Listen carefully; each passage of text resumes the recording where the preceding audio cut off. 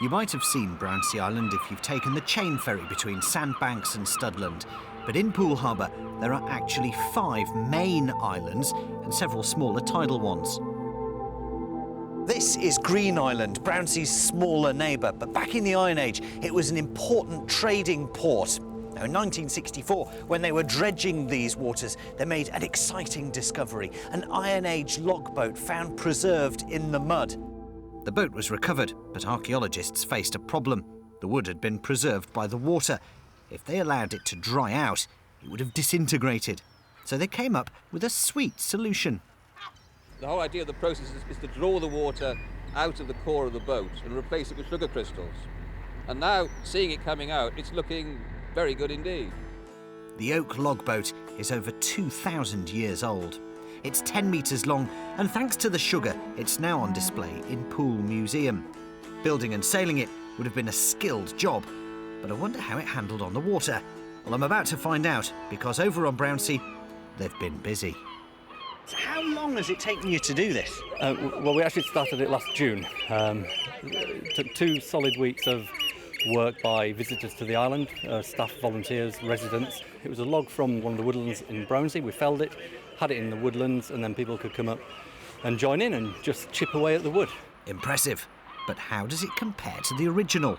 This is more of a baby version compared to our one, but it's really, really lovely to see a tribute of this kind to our logboat, which is a really special thing.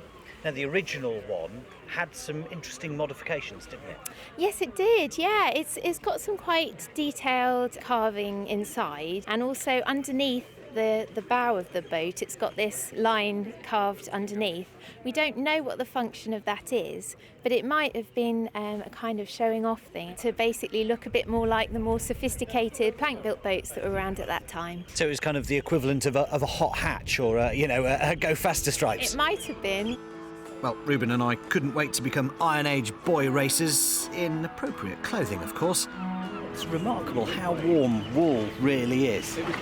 Whether it's waterproof, it's another issue, really, isn't it?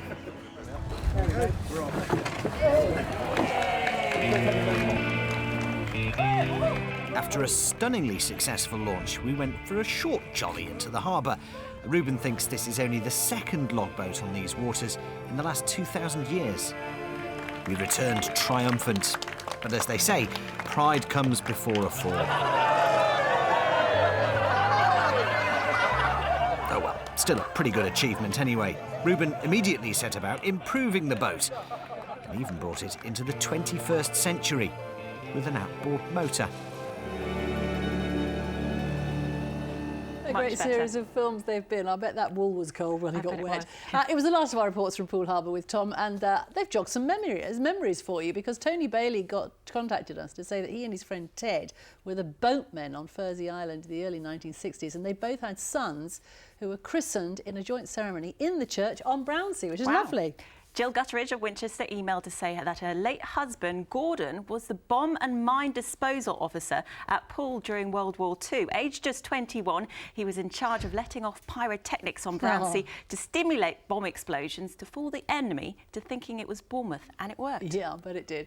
Mary Stanley from Coombe Bisset near Salisbury got in touch to say that her great-grandfather was head gamekeeper on Brownsea. Now, here's a picture of him from 1879. William Herbert, who was 33 at the time, taken in 1879, as I said, and that's more than 130 years ago.